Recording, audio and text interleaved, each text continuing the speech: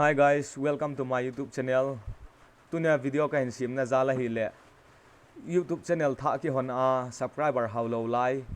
Subscriber height no ma height hello.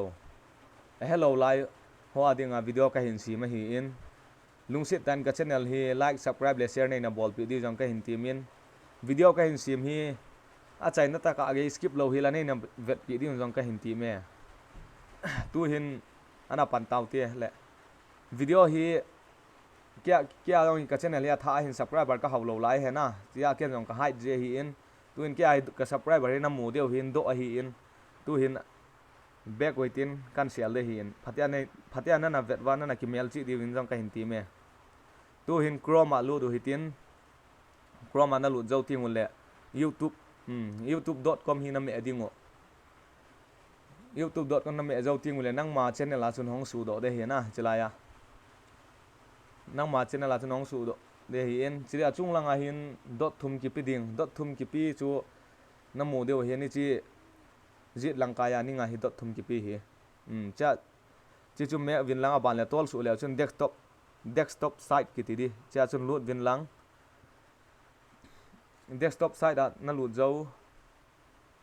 desktop site da hi na lut zo ti ngule chilaya nang ma logo hi lut kit win lang hi chi ani nga hi na dot nu ya hi nang ma logo a chu lut kit win lang YouTube studio ai lut ma sa ka sei num khat chu YouTube studio na ne ya le ki an install ma sat in lang a khuti lawai le na install lawai le na bol thei lo ding a hi na install zo ting le YouTube studio lut in lang YouTube studio chu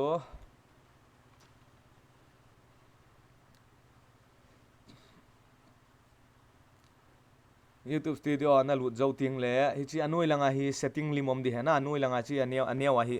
chi veilang kai anui lang aning pen ai setting limom di hin cha chu lut kit win lang cha na lut zo ting le veleu chun hi chi channel ki ti ding cha channel la lut kit win lang channel la na lut zo ting le option thumo ki pi na basic information advanced setting feature eligibility kiti ongki pi in cha chun advanced setting a lut win lang advanced setting ana lut zo ting le tol su leu chun subscriber count kiti di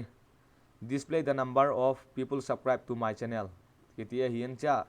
tik ki pen hi make it win lang aban le chalaya save me leu chun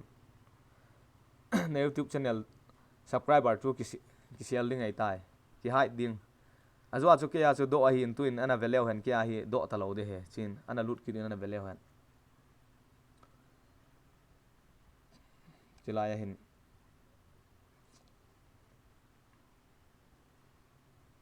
do talo he na